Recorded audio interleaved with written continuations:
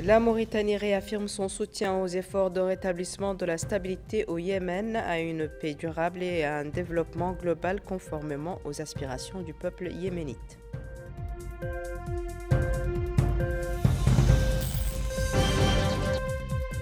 Le ministre de la Santé supervise le lancement de la nouvelle application de référence médicale destinée à développer et moderniser le système de santé dans notre pays.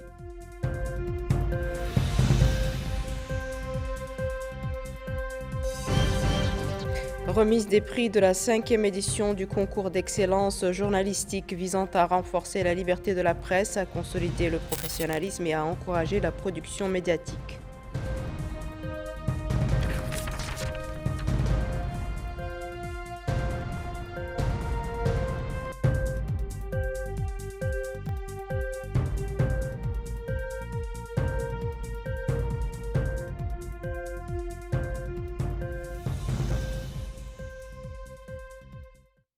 Bonsoir mesdames, mesdemoiselles et messieurs, merci de vous joindre à nous. La République islamique de Mauritanie a réaffirmé son soutien, son plein soutien aux efforts déployés par le Royaume frère d'Arabie Saoudite en coopération avec les parties concernées au niveau régional et international pour contenir les récents développements au Yémen et parvenir à des solutions responsables et pacifiques fondées sur le dialogue, le respect des institutions et la primauté de l'intérêt national suprême. La Mauritanie a déclaré dans un communiqué publié aujourd'hui, vendredi, par le ministère des Affaires étrangères, de la coopération africaine et des Mauritaniens à l'extérieur qu'elle suit avec intérêt les récents développements sur la scène yéménite, soulignant la nécessité de restaurer la stabilité de ce pays frère et de consolider sa sécurité d'une manière qui réponde aux aspirations du peuple yéménite à une paix durable et à un développement inclusif. Dans le même esprit de renforcement des structures nationales, le gouvernement poursuit ses initiatives dans le secteur de la santé. C'est ainsi que le ministre de la Santé, M. Mohamed Mahmoud El Mahmoud, a présidé aujourd'hui à Nouakchott l'ouverture d'un atelier de formation et de concertation avec les conseils régionaux consacré à la mise en œuvre de l'approche de financement basée sur la performance dans le cadre du programme NAE élargi. Il a également supervisé au Centre national de cardiologie le lancement officiel de l'application de la nouvelle référence médicale récemment adoptée. C'est un compte-rendu de Bokar Bayraba. Cet atelier de 2 jours vise à consulter les représentants des conseils régionaux des wilayas de l'intérieur. C'est l'approche du financement basée sur la performance, en vue de renforcer et faciliter l'orientation des ressources publiques allouées au secteur de la santé. Et à cette occasion, le ministre de la Santé, Mohamed Mahmoud El Mahmoud, a déclaré que ce projet s'inscrit dans la continuité du programme du président de la République, M. Mohamed Cheikh Al-Ghazouani, Mon ambition pour la patrie. Il a précisé que le projet cible 921 structures sanitaires dans les wilayas de l'intérieur, louant ainsi les conseils régionaux pour leur rôle d'évaluation des résultats et le suivi de la mise en œuvre du programme. Ainsi, l'organisation de cet atelier permet de renforcer le rôle des représentants des conseils régionaux dans le contrôle et la gestion de l'approche de financement basée sur la performance. Le projet INAIA a été très innovant parce qu'il a remis le citoyen et l'élu local à la place qui doit être la leur, en ce sens qu'il n'était perçu jusqu'à présent que comme bénéficiaire. Mais au-delà de cette approche, en impliquant les régions, les populations, INAIA consacre effectivement la décentralisation conformément aux orientations de son Excellence le Président de la République, Mohamed Cheikh Al-Ghazouani, qui fait de la décentralisation un levier stratégique pour le développement de notre cher pays. Autre activité, c'est ce lancement officiel de l'application de la nouvelle référence médicale, récemment approuvée à partir du Centre national de cardiologie. L'occasion pour le ministre de la Santé, Mohamed Mahmoud El Mahmoud, d'expliquer que ce système représente un saut qualitatif dans la voie du développement du système de santé. Et il a indiqué que cette référence médicale a fait l'objet, au cours d'une année, d'une révision et d'une correction, et qu'elle est devenue une nécessité impérieuse, d'autant plus que le président de la République a engagé le gouvernement sur la nécessité de parvenir à une couverture maladie universelle et renforcer l'efficacité de l'assurance maladie. Le directeur du Centre national de cardiologie, Ahmed Abba, a fait une présentation sur la nouvelle référence médicale, expliquant les avantages, les caractéristiques et les améliorations qu'elle apportera au système de santé du pays.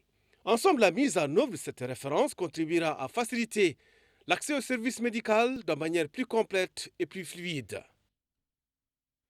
Parallèlement, le gouvernement encourage le développement des médias et la liberté de la presse.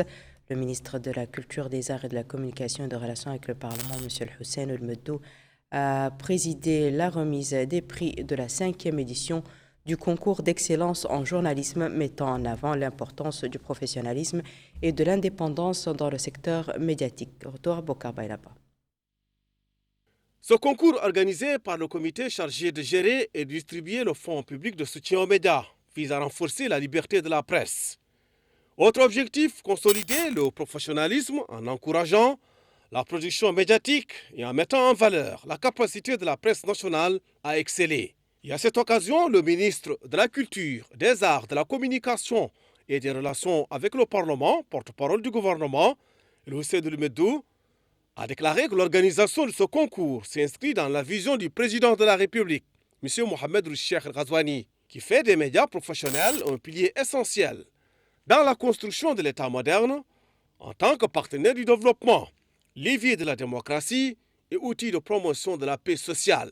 Il a indiqué que le secteur des médias a connu de profondes réformes structurelles depuis 2019, qui reflètent une volonté politique claire de promouvoir la liberté de la presse et de sécuriser la pratique des médias.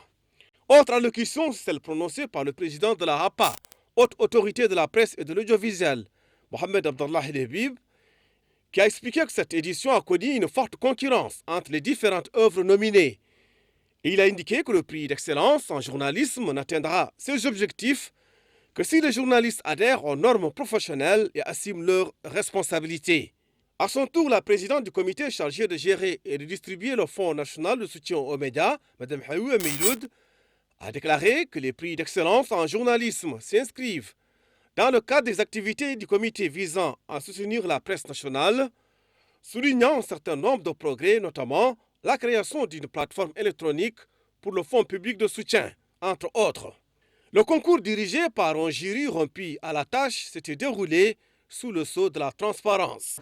Le jury composé de professionnels des médias a travaillé sur la base d'une grille d'évaluation rigoureuse et objective selon un procédé garantissant l'anonymat, la transparence et l'impartialité des notations. À l'issue de cette évaluation, formalisée dans un procès verbal, dûment lu et approuvé par l'ensemble des membres du jury, 9 productions ont été primées. Le procès verbal demeure disponible pour toute consultation. Les résultats du jury ont abouti à récompenser 9 œuvres médiatiques qui traitent des questions de sécurité routière et de migration dans leur dimension humanitaire et juridique. Et cette édition est marquée par l'attribution du prix genre, décerné aux femmes pour les encourager pour leur contribution dans le domaine des médias et leurs efforts pour professionnaliser le travail journalistique malgré leurs multiples responsabilités. En somme, cette cérémonie représente une opportunité pour souligner le rôle central des médias dans la sensibilisation, la consolidation des valeurs de la République et la promotion de la liberté de la presse. Le dialogue et la cohésion sociale sont également au cœur des préoccupations culturelles et religieuses. À Nouakchott, le bureau de la Ligue islamique mondiale a organisé le 4e symposium scientifique régional intitulé « Construire des ponts entre les rites islamiques et leur rôle dans la promotion des valeurs d'unité et de solidarité islamique ». Cette rencontre a permis de souligner le rôle des pratiques religieuses dans le renforcement des valeurs communes et de l'esprit de solidarité. Yad Alifal. Ce symposium scientifique a pour objectif de renforcer le rapprochement entre l'élite islamique, de promouvoir la culture du dialogue et de consolider l'unité de la Oumma face aux défis de l'extrémisme et de la division et de l'incompréhension. La cérémonie d'ouverture a été marquée par la projection d'un film documentaire consacré au document intitulé « Construire les ponts entre l'élite islamique ». Supervisant le lancement des travaux, le secrétaire général du ministère des Affaires islamiques et de l'enseignement originel, M. Beytullah Ould Ahmed El Assoud, a souligné que l'organisation de ce colloque reflète l'engagement de notre pays en faveur des valeurs de modération, d'équilibre et de dialogue entre les différentes écoles islamiques. Il a affirmé que ce document constitue un cadre scientifique et juridique équilibré pour gérer les divergences doctrinales, préserver l'unité de la nation et combattre le fanatisme et l'extrémisme. De son côté, le représentant de la Ligue islamique mondiale a rappelé que ce document adopté à la Mecque est le fruit d'un consensus des savants musulmans et une référence majeure pour renforcer l'unité et la sécurité intellectuelle des sociétés islamiques. Plusieurs intervenants ont souligné que la diversité des rites est une richesse et non une source de division, appelant à traduire ce document en actions concrètes dans les domaines de l'éducation, de la formation et des médias. Adopté en 2024 à la Mecque, ce document historique comprend 28 clauses prenant la compréhension, la coopération et l'érigé du sectarisme. Lors de sa 11e session tenue à Nouakchott, le Conseil national du parti Nsaf a élu Mohamed El Bilal à la présidence du parti. La session a également abouti à l'élection de 5 vice-présidents. Il s'agit de Mohamed Yahya El Harme, premier vice-président, Tierno Barro, deuxième vice-président, Yahya El Ahmed Warf, troisième vice-président, Mohamed Mahmoud El Abdallahi, quatrième vice-président, et Mme Hawa Diallo, cinquième vice-présidente. Par ailleurs, les différentes instances dirigeantes du parti, notamment le bureau politique, le conseil permanent et le conseil national, ont été renouvelés à l'issue des travaux. Dans son allocution, le nouveau président du parti a exprimé sa gratitude au Conseil national pour la confiance placée en lui. Il a réaffirmé son engagement à poursuivre la politique de développement conduite par le président de la République, M. Mohamed El Ghazouani, tout en œuvrant au renforcement et à la consolidation des structures du parti. Quant au président sortant, il a rappelé le rôle joué par le parti dans la consolidation de la démocratie et est revenu sur le bilan de cette structure politique.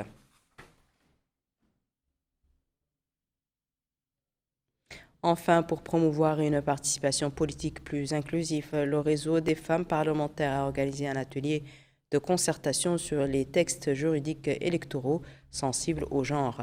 L'atelier a permis de débattre de l'intégration de l'approche genre dans la loi électorale, la loi sur les quotas et la loi relative aux partis politiques, tout en mettant l'accent sur la formation et la sensibilisation des acteurs électoraux pour garantir la mise en œuvre effective de ces mesures. L'atelier a également permis d'échanger sur les bonnes pratiques et les expériences réussies dans d'autres pays pour favoriser la parité et l'égalité des sexes en politique. Les participantes ont souligné l'importance de renforcer la sensibilisation et la formation des acteurs électoraux pour assurer la mise en œuvre effective de ces mesures. Écoutons à ce sujet Mme Mariam Babassi, présidente du réseau des femmes parlementaires mauritaniennes. Cette rencontre s'inscrit dans un moment important pour notre pays. La Mauritanie est engagée dans un processus de consolidation démocratique qui appelle un cadre électoral à la fois crédible, équitable et surtout inclusif.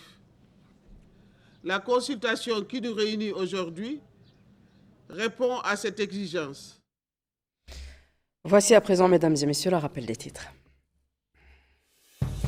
La Mauritanie réaffirme son soutien aux efforts de rétablissement de la stabilité au Yémen, à une paix durable et à un développement global conformément aux aspirations du peuple yéménite.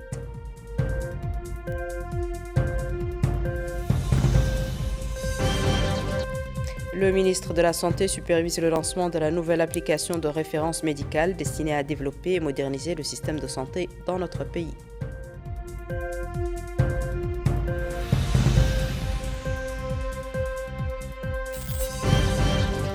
Remise des prix de la 5e édition du concours d'excellence journalistique visant à renforcer la liberté de la presse, à consolider le professionnalisme et à encourager la production médiatique.